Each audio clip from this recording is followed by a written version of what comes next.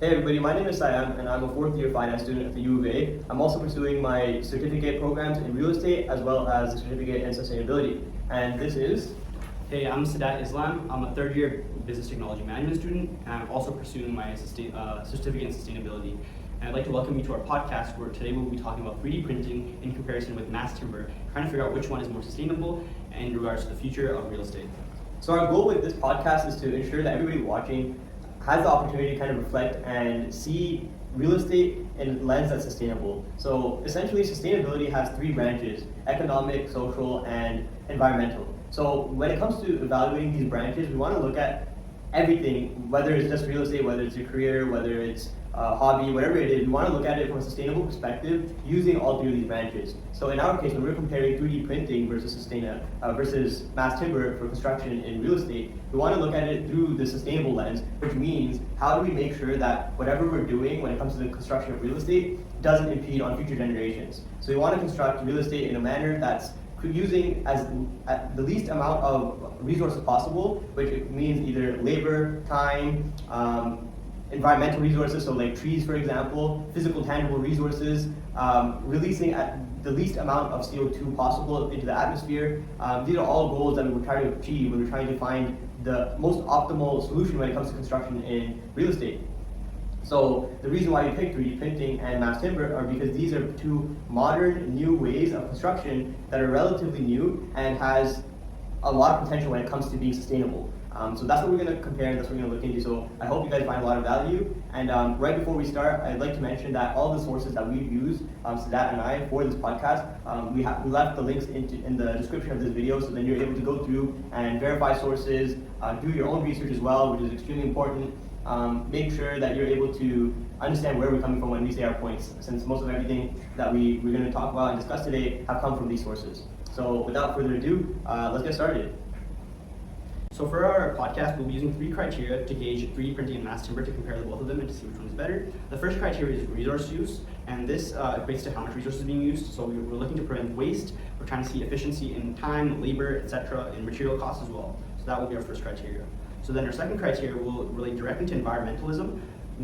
For example, something like CO2 output will be a strong factor in this segment, as of course, we want to have the least impact on the environment, and CO2 is one of the biggest indicators of that. And finally, our final criteria will be technological advancements to see where 3D printing and mass timber are today and what the trajectory and projections are going forward in terms of the market for them and also the ability for them to become sustainable for mass production.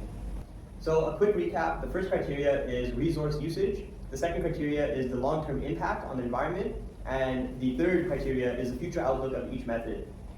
So when it comes to the first criteria for 3D printing and resource usage, I'd like to explain a little bit about how 3D printing even works on a large scale for something like creating a building. So what happens is you need a material, first of all, to kind of ooze out of the nozzle of the 3D printer to create the building. So what they use is concrete 90% of the time, and it's a special blend using chemicals. And what this does is it creates a liquid form of concrete that lets you ooze it on to the blueprint of the building, whatever it is, and whatever you coat into the machine, it'll essentially build it over time. So as time passes, let's say 24 hours passes, the entire building will over time be complete and built out through this concrete material. And the reason why they use concrete is because it's the most widely used material in building construction because of its mechanical strength. It's cheap, it's easy to find, it can be molded into different shapes very efficiently, and it has a very high thermal resistance. So concrete is very reliable and it's fire resistant and is durable. Additionally, when it comes to sustainability, concrete it possesses a lesser environmental effect, and this is because of its ability to be energy efficient. So during the summer times, it can keep a building cooler for longer, and during the winter times, it can keep a building warmer for longer, just because of how the material is in nature. So when it comes to 3D printing, this is one of the benefits that you face when it comes to resource usage, and this relates directly to that because if you're creating a building using 3D printing, after the building is built, when it comes to energy consumption, for example, heating your building, cooling your building with AC, you have to do less of that because the material itself is already made in such a way that it's convenient for keeping your property cold when it needs to be cold and hot when it needs to be hot. So that's one aspect of how it is positive in terms of resource usage. Another method, or another reasoning, I should say, is that when you use 3D printing, for example, there's a company called Print 3D. Now this company developed an eco-friendly mobile robot 3D printer that reduces working conditions for labor and decreases environmental costs and increases execution quality. So the reason that this is possible is because normally when you're doing framework for a building, you have construction workers that are on site. They have to leave their house in the morning, they drive to site, everybody's there as a team, and now when they go to construct, they have to build the skeleton of the building, which requires using steel beams and whatnot. And doing this is hazardous, number one, because it has safety concerns, and number two is it requires a lot of labor to do that. Now when you have a robot that's doing everything for you, it makes life 10 times easier. You're using less resources because you need less labor. You just need people to kind of monitor rather than physically go and work and accidentally have hazards, which is very common, dying on site from construction-related hazards. And because less people are on the site and actively there, and less materials are being used, you have less fuel being used because there's less machines. Like, you don't need those big cranes and cars and trucks, all those things that are consuming fuel and constantly releasing emissions. You have a machine, and you have a couple of people that are monitoring the situation, right? So that's why it's using less resources in that regard. Then there's also several different companies that have made robots. For example, there's a robot that they named Athlete, which has different limbs and can kind of drive itself around the blueprint of the construction foundation and start laying out concrete. There's also certain 3D printers that are able to reach higher heights, so it can start printing larger scale buildings. However, with that being said, there still is yet to be seen evidence of a large skyscraper that's beyond 2 floors being constructed using 3D printing. That is something I've yet to see, and we'll get into that a little bit more in the future of this podcast. But besides that, I mean, this kind of covers most of the benefits when it comes to 3D printing and resource usage. The environmental effects by using one material only, not having to outsource a million different types of material, and then you also have the benefits of time. It takes less time to construct a building, especially when you have less workers on site. For example, there's been evidence in China from a company called Linsun that constructed 10 properties within 24 hours using 3D printing. So that's a time saving, the labor saving that I already mentioned, which is less labor means less cost, you have a cost saving, and the energy thing that we spoke about when it comes to temperatures. So these are all the benefits of 3D printing and resource usage. So do you have any cons or anything that you might think of? Just a question that comes up is like, when you mentioned 10 houses in 24 hours, right? Yeah. I feel like there's a trade-off that occurs, right? So what happens in terms of durability, quality, and also this overall just structural, and like what is that? Like, is it like a really fully established home? Is it just very minimal? Like, is it kind of like a portable house type thing, or what is it? Yeah, no, so that's a great question. So what happens is, in that situation, they've constructed 10 homes, and now these are homes to live in permanently. They're not like mobile homes, they're not temporary homes, they're solid homes, and the benefit is because you're using concrete, which is a very durable material, these buildings will last. They're not gonna blow down in the wind, for example. They can weather a storm. They're there to last, and that's not an issue at all. And the main benefit of these buildings is affordability. So because it costs so much less to build, that savings goes onto the consumer at the end of the day. So another benefit of 3D printing is in poverty, when you have people who require affordable housing, be able to put it out and build it really fast, and also give them an opportunity to live somewhere that's extremely affordable. So it's durable, safe, long-term, and there's no concerns in that regard. So what are some concerns that comes to resource use?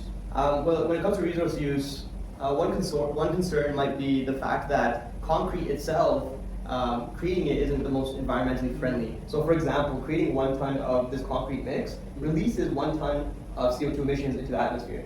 Now, with that being said, you have to realize that sounds like a bad thing. However, when you're doing 3D printing using concrete, you're using almost no other resources. For example, when you build a house, you have tons of things to consider, right? You have the vinyl siding, you have the backsplashes inside, all the different types of materials that you normally use. In this case, 90% of the house is just that one concrete paste that they use for the house. So you're not using all those sourced materials that have to come in from different parts of the world. So when you're importing all those things from different parts of the world to build a house to make it look aesthetically pleasing, you're releasing way more emissions into the atmosphere because you have cargo ships, airplanes, vehicles that are bringing all these materials to the site versus one machine, one material resource being kind of laid out.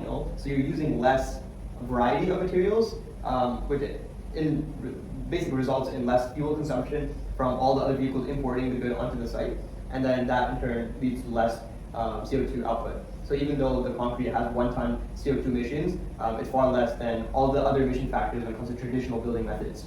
especially when it comes to the big cars and vehicles, the big Tonka trucks on site, the big cranes that are using all those fuels and all those. Because you have like a few materials that you only need, right? So Exactly. You have less resources on site, less number in people, and it is, at the end of the day, it leads to being less emissions, even though that one aspect may have emissions, if that makes sense. Yeah. And then obviously the other con, not directly related to resource usage, is the fact that when you do 3D printing, houses might look identical or similar, and so you lack the ability to be super creative, and you can't get as decorative housing. So maybe the top 1% of really rich people who want a really custom, wonderful looking mansion might not like 3D printing because they want all the different materials, all the different luxuries that come along with it, right? So that's just one thing to consider. But yeah, that's everything I have to say about 3D printing and resource usage. So I guess I will pass it on to you. So in terms of resource usage, when it comes to mass timber panels are usually completely prefabricated. So a lot of that time that's spent in the manufacturing and installation, so the installation costs specifically are reduced because it's prefabricated. So that is definitely a factor. And furthermore, because mass timber structures are prefabricated, there's a labor cost that's saved as well. So there's the time and then the cost of labor as well. So those are some things that are being saved in terms of labor. Furthermore, mass timber buildings in terms of their life cycle, can save a lot of money. And what this essentially means is when you have a regular building apartment that's created, and I'm saying apartment buildings because I think when it comes to mass timber, a lot of the promises in terms of its ability to create structures that are 8 to 12 stories tall, and which to my knowledge isn't something that 3D printing is fully able to do yet. My idea of 3D printing right now is like a single story, smaller place. Yeah. Typically, most of the research right now has been around that. They haven't really had much research in building more complex structures like that. Right.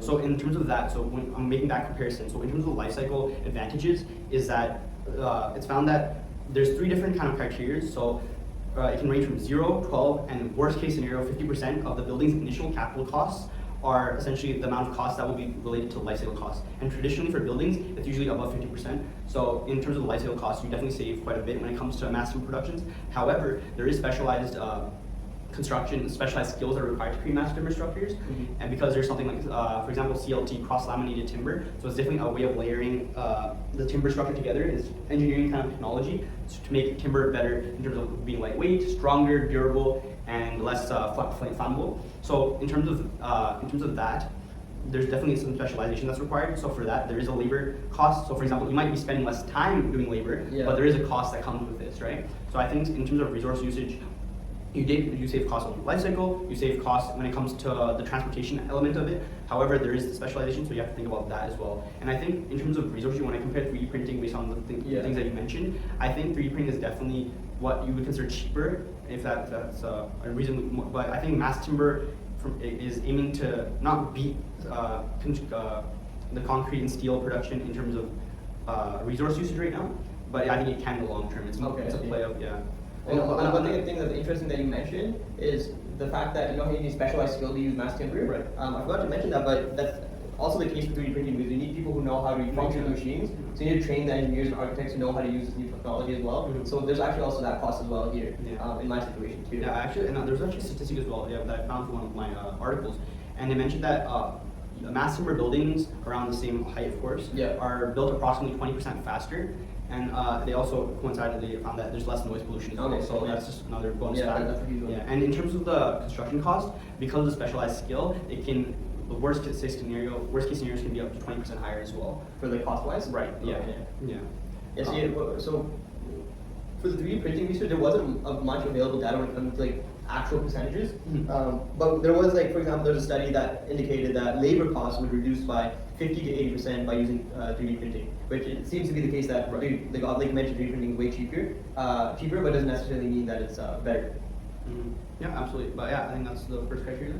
Do you know if there's any cons related to using mass timber besides the fact that once in a while maybe cost might be a little bit higher? Yeah, I think there's definitely the cons, but I think those will kind of come up later in the energy when we talk about. I see the other categories. Exactly. Okay. But I think the cons for now is the fact that it's not necessarily cheap by any means. Yeah. But when you think about it from a holistic, larger perspective, it can be deemed as such. Yeah, for sure.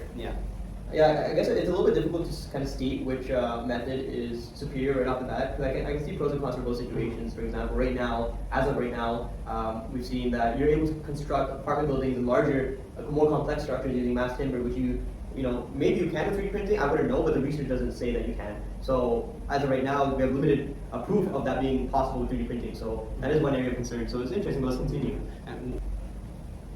So for the second criteria, which comes to kind of the long-term impact of the environment, with 3D printing, it's quite interesting because the construction industry itself is responsible for 1/3 of the Earth's resource consumption, and also is responsible for 7% of global CO2 emissions.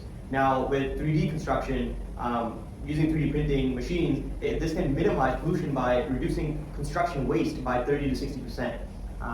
And some people even hold it to a higher standard, suggesting possible reduction of waste by 75% and CO2 waste reductions of 75% as well. So these are huge numbers when it comes to percentage decreases of waste and decreases of emissions. So this is one thing that I think 3D printing has a huge advantage over when it comes to traditional construction methods. And another long-term benefit is the labor costs, as mentioned. So in the long term, you're reducing the cost of labor, and also in the long term, you're reducing production time. So these affect the environment because when you're reducing labor, you have less people that are driving on site, less people that are spending their resources and time going to complete a project that takes, let's say, a month. So if a project only takes, let's say, 24 hours and it only requires half of the staff than normal, then you have less people driving to the site, less resources being used, and less emissions being emitted into the atmosphere from their vehicles. And because the building is constructed in such a fast period of time, you have less emissions being emitted throughout the process of construction. So if a building takes 30 days, you have 30 days of resources being used, you have 30 days of machines being on, 30 days of emissions being emitted into the atmosphere. So just by minimizing the time of construction, you're also reducing the negative effects of the environment. So I think that's a great thing as well, especially when it comes to noise pollution that you mentioned from your end. I didn't have any direct research that indicated any noise pollution reduction. Mm-hmm. However, if you have a time reduction, and let's say noise is part of it, then let's say a building takes 30 days to construct. You have 30 days of noise pollution. Versus you have 1 day to construct it, you have 1 day of noise pollution, right? So that's another benefit of the long term. In terms of, so when you're creating 3D printing structures, right? What's the percentage of waste, or do you have any metrics to gauge? Because I'm assuming the way 3D printing is where you put in some concrete and stuff like that, and it kind of cuts it up, slices it up, and it kind of makes it how it is. So what kind of waste are we looking at, and is there any recycling? Because I'm assuming when you talk about 3D printing, there's an element of repetitiveness in terms of the structural aspect. So is that also, because I'm assuming when you build like a big, large apartment building, right, there's a lot of things that are being mixed together, so it might be harder to recycle, but because it's a bit more simplified, does that also entail recyclability? Yeah, 100%. So since, so when it comes to waste, when you're doing traditional construction, if you have a wooden beam that's being used for building something, and let's say you need 8 feet for the beam, and the beam is 10 feet. So what do? You cut it, and you have 2 feet remaining. What do you do with that 2 feet? You throw it in the trash, right? It goes to landfill and burns. And to mitigate that, by using concrete in a liquid format, you don't really have that issue because now you can ooze out exactly the precise amount that you need. So 3D printing is very precise because you have, let's say you need 10 feet of concrete, you can lay out 10 feet from that nozzle of concrete. You won't have 12 feet that you have to chop off 2 feet and then throw it in the garbage, you don't have that excess issue. And then what happens is, if you do have excess in the machine itself, you can use that for a future project or a later project, you know what I mean? So that's why there's a big reduction in waste when it comes to 3D printing. And then in terms of recyclability, you don't really have any issues in that regard because you don't have to deal with using so many different types of materials in traditional construction. You're dealing with concrete. Obviously, there is one concern, which is the fact that if you have a building and it's not there, let's say one day it's an abandoned building, or let's say the town is being a ghost town, right? How do you get rid of that building? You have it constructed, it's made out of concrete. What do you do to get rid of it? You can't. It's not biodegradable. You have to destroy the concrete, and that can be a little bit problematic. So abandoned buildings is definitely one issue that I'm not sure how they would address. But besides that, I think everything else is fine. What about you for Master? So with Master, there's quite a lot going here. And just quickly, I saw one thing here where it's like, in terms of resource usage, which was our previous criteria, there's also an element of reduced waste that occurs because, generally speaking, there's when you have prefabricated panels and beams using mass timber, they're cut to very precise dimensions, which minimize material waste, which is kind of, and I remember this now because you mentioned 3D printing and how it's quite precise as well. So that actually does have an element on reducing disposable waste and reducing environmental impact, which is kind of what we're going to be talking about right now. So furthermore, I think it's a great way to start where we compare to traditional methods and what's kind of going on from the world. So a 2017 study found that building construction processes consumes up to 40% of global energy use and produces a third of the total greenhouse gas emissions. So as you can imagine, 40% of global energy is quite significant, and a third of total greenhouse gas emissions is also very significant. And so that just kind of shows the need for sustainability and energy use to be optimal in this industry. And actually, another thing to add on to that is a 2019 study found that concrete and steel on its own account for 5% of the total global carbon emissions. And this is all in terms of the construction. See, I think that's one area where mass timber kind of shines is, like you said, 5% from concrete and steel. So let's split it down below, say 5% for concrete, right? That's concrete coming from from 3D printing as well, because we're using concrete in that method. So maybe mass timber might be a winner in that particular category when it comes to global emission rates, right? That is one thing to consider for sure. Another thing, just a side note, is like today we're kind of mostly talking about mass timber, just mass timber building on its own, but there is a fraction that's called hybrid mass timber, which does incorporate a bit of steel into it. But today we're talking about mass timber on its own. But yeah, given the situation, it's quite imperative to use low energy intensive building manufacturing process, hence mass timber. So let me tell you a bit about how mass timber energy use is optimal or minimized. So another study found that mass timber production mid-rise buildings can reduce the emissions associated with manufacturing, transportation, and installation by 13 to 26%. So that can go all the way up to a quarter reduction in that whole cycle of manufacturing, transportation, and installation. And as you can imagine, when you have all those different three stages of production, they definitely add up. So it's not just 25% on its own, it's the idea of just looking at the whole process. So the amount is definitely higher. So that's for one. And another study found that, because when we talk about mass timber, there might be a concern like, hey, okay, mass timber is sustainable only if the where you're getting and locating these trees from and the lumber from is sustainable. So if you're completely burning, or not burning, but cutting down entire forests, then it's not really sustainable, because the idea of sustainability is to keep something going, right? It's a cycle, right?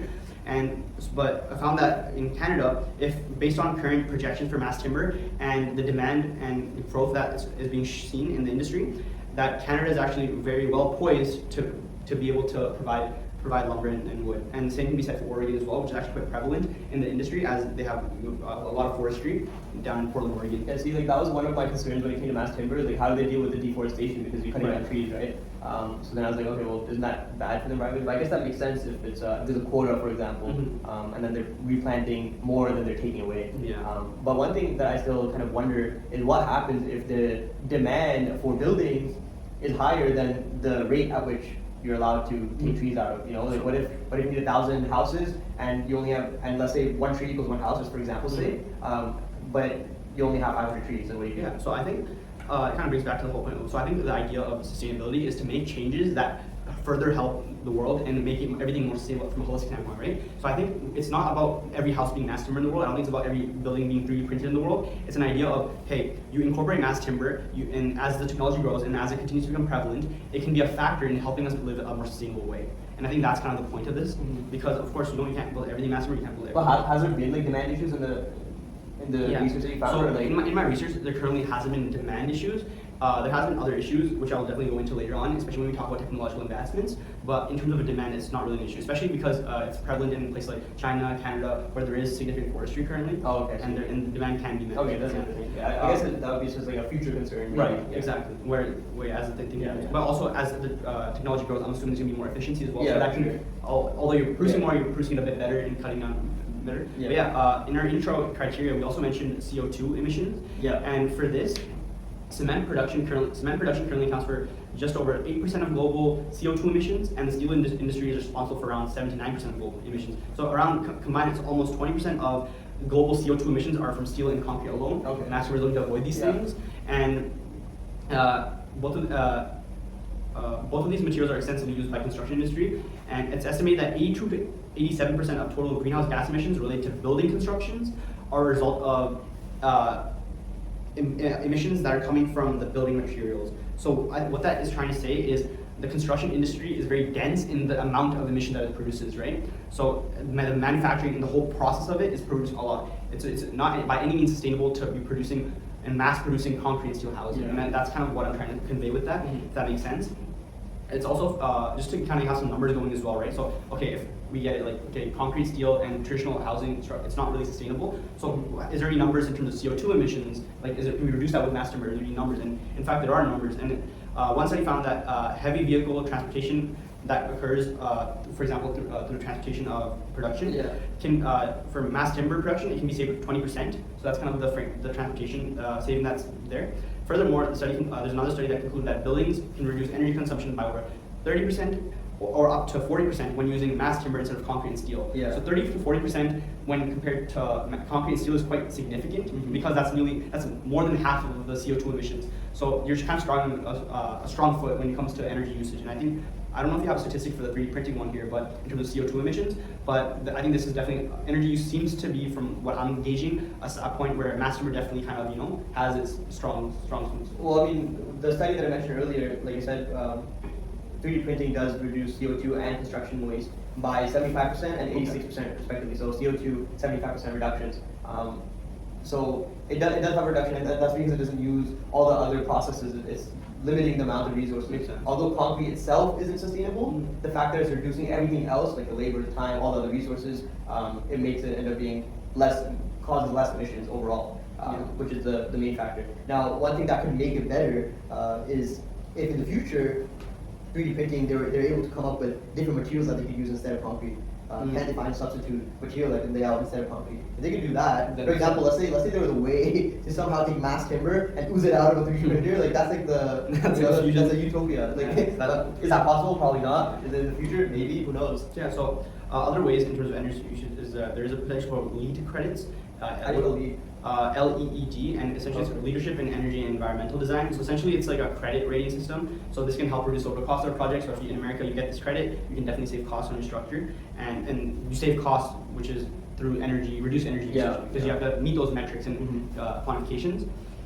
Furthermore, mass timber acts as a natural insulator, so that helps keep the building warm in the winter and cool in the summer. And I know that concrete has a similar ability to do the same thing. However, concrete is known to be unstable than mass timber. Exactly. But you can definitely save energy usage in that by having that contained environment.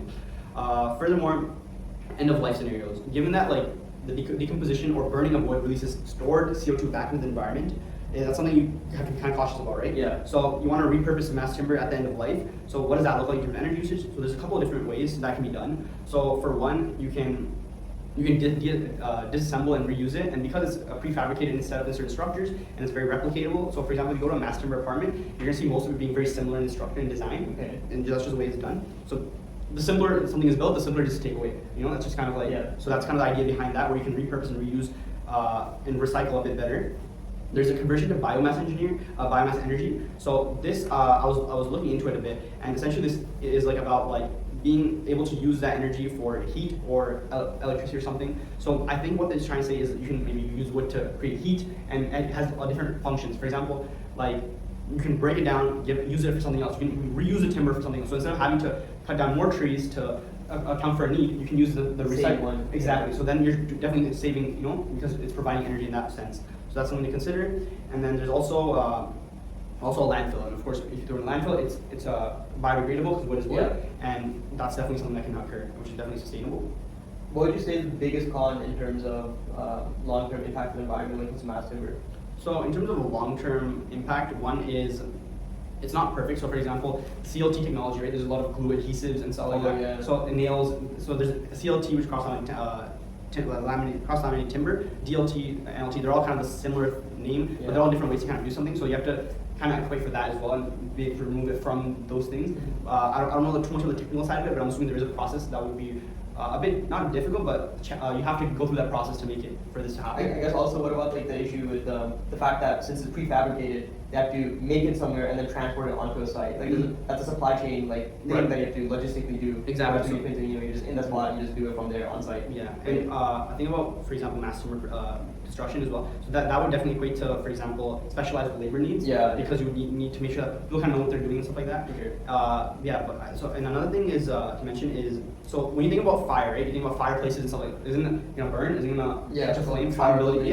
Flammability. Nasty. So In terms of flammability, CLT technologies definitely are in a place right now where there is not really a risk of flammability. However, if there is a significant fire or some exposure, there can be charring that occurs, and charring won't jeopardize the buildings structurally, but it can cosmetically ugly. And what that can do is, like, make it look ugly, but then that can usually be replaced. Yeah. It might cost a little bit of money, which is definitely a con, but yeah, that's what it is. Yeah, that makes sense. Yeah. But I guess in that situation, like if you have a charred piece, you can't recycle that. That's like a small situation. Yeah, but that's biodegradable. Yeah, true. You throw it in the forest. Exactly, throw it in the forest. Yeah. But yeah, I think that kind of covers it for the criteria when it comes to energy usage. Yeah, that's good. Like once again, it kind of makes it difficult. It blurs the lines on trying to pick a clear winner here. Okay, so for the third criteria, it is about the future outlook of the technology itself. So when I was doing my research for 3D printing, one thing I was really happy about, one of my sources that I used, which was a scholarly peer-reviewed source, it mentioned within it that the author basically did research of 81 peer-reviewed scholarly academic sources and compiled that research to form this one paper. So I was able to essentially take all that knowledge from that 81 that author had and then look at his paper, which is a scholarly paper, and is credible, and then I was able to find my research from there. So that was one nice thing. However, the reason why I'm mentioning this is because when I was doing my research, I found sometimes it felt vague, There wasn't much like clarity because all of the cases that I would study for 3D printing would be small cases, like project in China, the Winson project that I mentioned earlier with the 10 houses in 24 hours. Like, there's not much details on it. There's like one study on it here, a couple studies in like Singapore on a building there, but there's still so much more to research, It's not a well-studied space, and I think that's an issue, but I think it's also being addressed because it's a new technology that still has so much more growth to happen. It's hard to kind of compile research right now. So when it comes to future outlook, what I think is going to happen right now is that there's a lot of potential. It's not solidified, whereas mass timber, there's a little bit more research. It's a little bit older than 3D printing, so there's more research available and abundant studies. Whereas for me, I have to wait for at least a decade to pass for more things to happen, and then they can study more cases, Yeah. So it takes time. However, what I can say when it comes to the future outlook of 3D printing is one of the biggest hindrances for the industry is the fact that there's no regulations right now from governments or legislation that allows 3D printing to kind of overcome barriers such as the building codes. They haven't edited or altered building codes to allow 3D printing, which is problematic. Because if they don't do that, then all of a sudden developers are not allowed to use 3D printing for building housing. So then how is this even going to be used in the industry at all? So this is a huge problem and makes the future of 3D printing look bleak. So until governments decide to accept it and see the potential here, there is no future. So is there anywhere in the world where it's kind of becoming like they're really pushing it? Kind of like, for example, like when I was looking into mass timber, right? I saw on the federal government website that mass timber is being encouraged and that the government does want this to be a thing. So is there a country that's kind of making really big strides in the industry? Yeah. And how is the industry as a whole looking at 3D printing? Is it like if you go to like one of the big developers, are they aware of 3D printing, or is it still like very nuanced? Such as like for example, when I look at sometimes like you'll see on the internet like a 2030 BMW model car, right? Yeah. And it sounds really cool, like no tires, no steering wheel, but somehow it drives, like a hovercraft. Exactly, a hovercraft. Like is it 3D printing a hovercraft, or is it a new car? No, so it's interesting because there has been a lot of support from certain governments. So for example, in Singapore particularly, Singapore and China actually, they funded projects upwards of $100 million. That's a big investment. And because they see potential in it, and by funding these projects, if the project goes successfully, all of a sudden now you have a case, you have a proof that this is something good. Like here, we spent $100 million, look what we were able to accomplish. This is it. And then once other governments see that, their head, a light switch clicks, right? And same thing is like with Tesla. If you go back 30 years and told somebody, you can make an electric car, they're probably laughing at you, like, what is that? That doesn't make sense. But once they have a proof of concept, the first Tesla is on the road, you look at it like, oh, well, there's proof right there, and then all of a sudden people want to support it, right? So it's like that. So by these cases occurring in China and Singapore, other countries look at it and take note, and then all of a sudden they start changing. So I think the odds of 3D printing being rejected by future governments is low, and the odds of it being accepted and for regulations to change to help 3D printing is way higher, like way higher. So that's not something I'm too concerned on. It just sucks right now at this very moment, because legislation takes time to happen, and it's a slow process. So that's frustrating, but I don't think it's a hopeless case. So I'll list off some benefits here that I found for 3D printing and in terms of future outlook. So for example, 3D printing can accelerate the delivery of housing as a critical strategy for poverty alleviation. So like I was mentioning earlier when it comes to affordable housing, because the cost is so low to create 3D printed housing, that savings get passed on to consumers or anybody who's constructing the building itself, right? So when it comes to poverty, imagine you can build 10 houses within 24 hours and poor people or homeless people or people who need these housings can go and stay there for a lot cheaper than it would cost otherwise, right? So it's great for poverty. Number two, utilizing provision of housing as a significant job creation strategy. So although some people who might despise 3D printing, for example, construction workers who might be losing their job because all of a sudden you don't need that much labor, they might be upset about it. However, everybody else benefits, so it's kind of more worth it for the overall picture for humankind, right? So the developer is happy because it costs less and less labor, less money. The consumer is happy because those cost savings go on to the consumers too. The only people who are not happy are the people who lost their jobs in that side for construction. However, there is still jobs being created on the opposite end of the spectrum. For example, you need people trained to be using these 3D printing machines. So who's going to control the machines themselves? So there's jobs being created there at least to kind of help mitigate it to an extent. This also, at the end of the day, helping real estate as an industry helps the economy of a country, right? So this can be a huge game changer for the future of real estate, which is a big part of a country's infrastructure and their GDP. So that's one thing to account for as well. 3D printing may be perceived by the youth to be a smart technology. Currently, the construction industry is perceived to be dirty, dangerous, and disorganized. So 3D printing technology has the potential to attract the youth, the future generations, and then with that is faster delivery times is another benefit, so future outlook was good for that. Waste materials, there's low waste, reduction in carbon emissions, reduction in energy consumption, reduction of on-site waste, things that we've mentioned earlier. These are all benefits for the future. Concerns, education of professionals, mainly the architects and engineers, like I was saying, the job creation part, this is a concern because now you have to train them. How do you do that? Is it easy? Is it hard? What's the process to create that educational opportunity for people to get this new job that's been created? The other thing is effective collaboration is required between the 3D printing contractor and the professional team. So what if the 3D printing contractor knows how all the ins and outs of 3D printing, and all of a sudden you go to the people who have to make blueprints with architects, and they don't actually understand how the machine works, but they're trying to communicate so they can work together. For example, I watched recently the Spotify podcast. It was talking about how Spotify as a company became a thing. Right. And so what Spotify does is they stream music, and how do you do that? You have coders coding a program. So if you don't know what the coders have to do to decrease the streaming time, how are you going to have a conversation? So what happens was the CEO would tell the coder, listen, I don't want any lag. I want to click play, and the song better start right now when you click play. And the coder would look at him and like you gotta be stupid. Like, that's impossible. How do I know you can't code it to be that fast? There's a latency that happens for the signal to go and play your music instantly. So that's a completely different brain understanding. You understand coding, you can make the other team that you're working with understand it as well. So if your CEO doesn't understand your art, how are you gonna have a middle ground? Like, let's say you told me I'm a 3D printing expert, and you told me build a castle. Yeah. How's that possible? You can't do that with 3D printing, So that's just one thing to consider.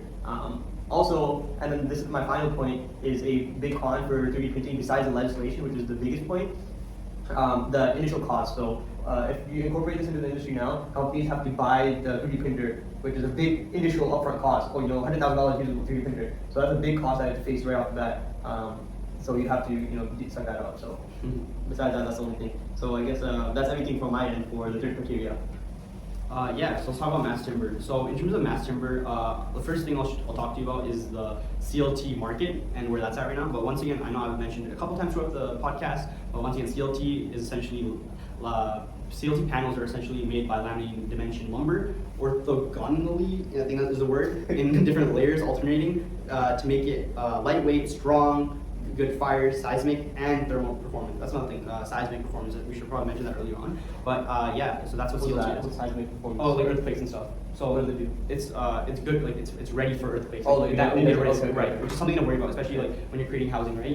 Because even like a small, if it has an effect. Yeah, I have no idea for 3D printing there's no research about that for 3D printing. So well, I guess mass timber wins by default here. Have a house that falls apart. Exactly. But in terms of the CLT market, so the global market in 2020 was estimated around $1 billion, and the projection is that by 2027 it will be around 2.5 billion, and this is in USD. And so that's like around a growth from 2020 to 2027 around 14%. that's kind of where the industry is at. So it is showing growth, and the highest growth and biggest players right now are China with 18%, Canada it has 12.2%, and other countries such as Germany and Europe in particular has been showing a lot of interest, especially America as well. And that's kind of, so China, Canada, Germany, Europe, and USA, of course. Those are kind of the big players with around 20 to 10% of their growth in each country on a year-to-year basis. Furthermore, Europe has experienced double-digit growth rates in the last 2 decades when it comes to mass timber growth. So it's doubling each decade, as it continues to grow, and that's kind of what you want to see. You want to see the early adopters, then you want to see the cycle of the stages, and that's kind of where it's going. Right now we're kind of going through that early adopter space still. And we're definitely gaining a lot of momentum in North America since the mid 2000s. And another thing is, we've mentioned earlier in the podcast, there's a specialization element to mass timber, so you have to learn how to do it, of course, right? Same goes with 3D printing as well. But for example, when you're building taller buildings, there's a higher demand for having a certain specific framework, when it comes to the whole schematics of it all. And there's a company, FP Innovations, which has been able to develop a handbook for the design of timber buildings, which helps to provide direction that's needed for designing of wood buildings in terms of plans and specifications. And this is massive because it does start to set a standard for how this can be done, which definitely helps with training, helps the efficiency, and when you do something with a bit more knowledge, naturally you save in every factor, whether it be money, time, labor, etc., and everything down the line, right? So this company has definitely been making moves, which is definitely exciting, and they have innovation in their name, which is obviously nice to see. So this has definitely had an impact in terms of America, and there has been definitely a surge in buildings in the last 5 years, as that's kind of when this FB Innovations has been able to create this handbook. Furthermore, I think it's a great time because mass timber, 3D printing, to my knowledge, there's not a lot of structures that have been created so far, but I'd love to highlight some of the mass timber structures that have been built around the world, especially the bigger ones, just to talk about where the industry is right now, and that's kind of a good way to go about it. So and we'll probably put some in the description right now. You guys can pause it, maybe take a look at it. And the first building that we have is I'll butcher this name, but Vol Architectures Mjørstarn, and this is in Norway. It's an 85-meter high tower, which is claimed to be the tallest building in the world in terms of mass timber created building in the world, when it was created in March 2019. And as you can see here in Sayem, that it's like a fully functioning mass timber building, which houses a lot of people, which is affordable housing, and it's definitely a surge in the right direction. I've yet to see a building of that scale being done with 3D printing. Right, yeah, and it just kind of goes to show where the technology with CLT is right now. If you're able to create this one and create this much of a building with confidence. And this is very recent as well, March 2019. And because we're doing this podcast and the certificate through the University of Alberta, I think it makes sense to cover something that's happening in Vancouver or Canada in general. So this one's in Vancouver.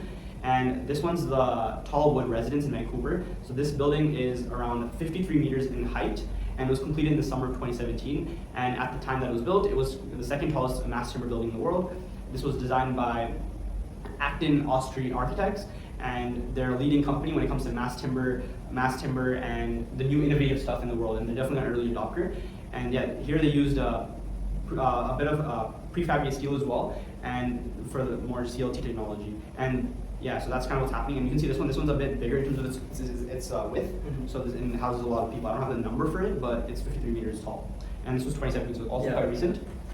We'll highlight something in the UK as well. So we have a Dalston Lane. Dalston Lane is 33 meters tall, and it's also one of the tallest buildings in the world when it comes to mass timber. This was created entirely from the CLT technology. So this one, it's very much CLT heavy, and you can see even the outside, you can tell that's made from wood, which is kind of an interesting visual. And I think an exciting thing about these technologies, especially when you're able to kind of create these tall, significant structures in places in the world, Vancouver, London, real hubs of the world, it definitely creates a cultural impact as well, which definitely goes to influence those early adopters into becoming something more. And there's a quote from this British architect who actually designed this, and Wolf Wilson, and he was essentially just saying, just to summarize it, is that he built he wanted to build a master structure because he felt that it was inexpensive and fantastic for the environment. So he thought it was inexpensive. There's some figures that say it's a bit expensive because there's a lot of specifications, but in his case, he mentioned that it felt like it was inexpensive, and it's direction, it's a move in the right direction. So what are do you see any cons for mass timber in terms of future outlook? In terms of future outlook, I think there isn't really a big con. It's definitely you just have to make sure that there's the building standards and the production standard construction first are being met.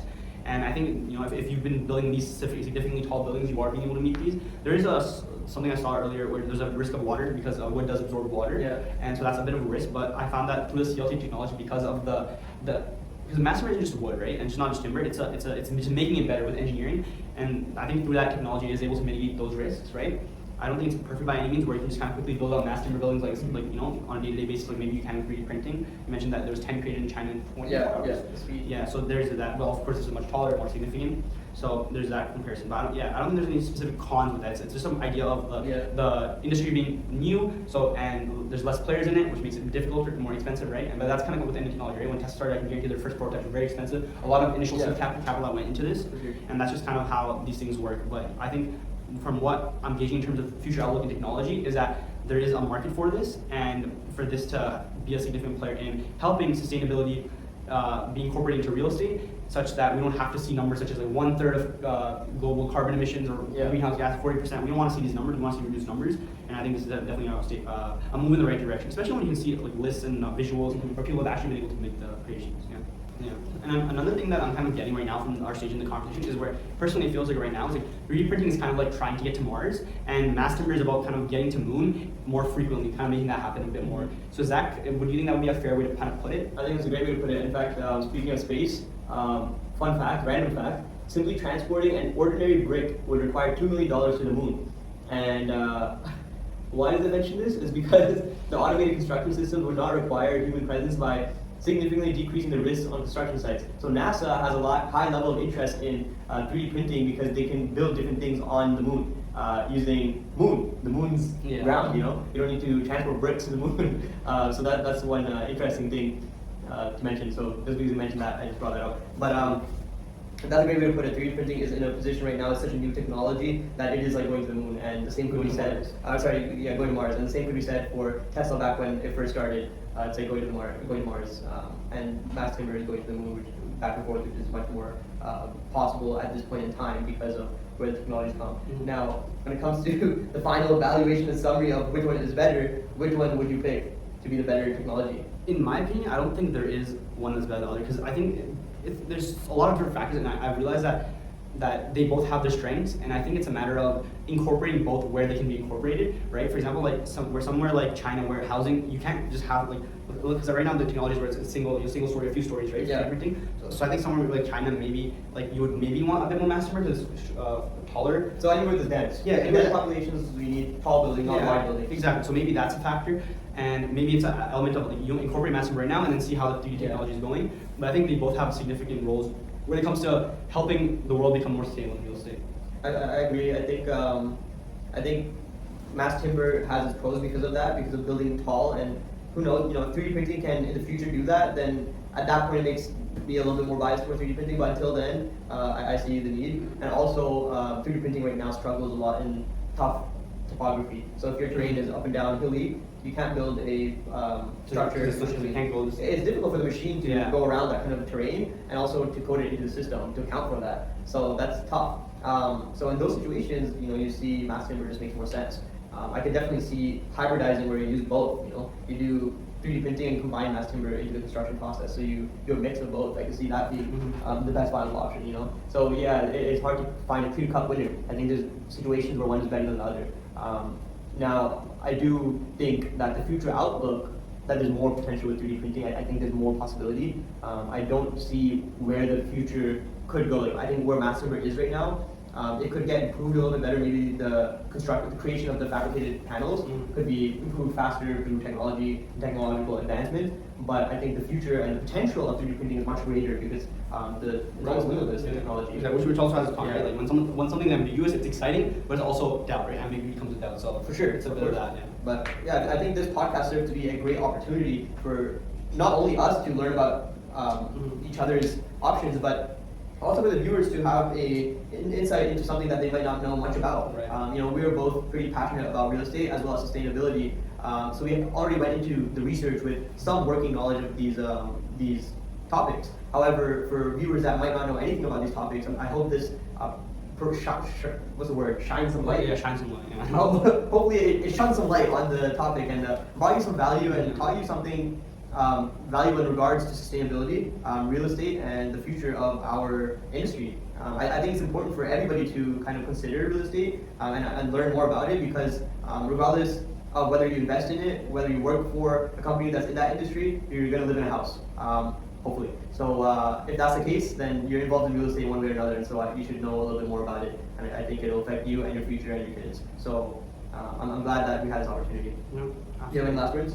No, I think that covers it. I think this is great. I think a lot of people when they first hear about 3D printed houses, they're like, man, what? That's the thing? Yeah. No way. You hear about 3D printing just regular items, and you think like, wow, that's so cool. So a whole house, it's really exciting just to see kind of what's going on in the market, and it's definitely, especially I feel like people that are interested in real estate, it's good to know what are the technologies that are occurring, right? So that as you're kind of learning what's currently going on, you're able to maybe incorporate that, and then kind of those two kind of combine, and then you kind of have a good idea of the industry. But yeah. Yeah, the future looks bright. And my last thing I'd like to say is make sure to go into the description of this video and click on the links, because some of them will be the sources that we use for compiling our research. There are links to the article that Sadat used to show buildings that are made through mass timber, and I'll also have links down there that have images of buildings created out of 3D printing, so you have an idea of what these buildings can actually look like and visualize it. As well, I'll have links in there show you a diagram of how complex the 3D printing machines actually are. They're insanely intricate. I can't even understand them, and it's definitely for somebody who is in engineering and can understand this complex technology. So I think it's very interesting, so I'll leave the information down there so you can take a look. Thank you and have a good day.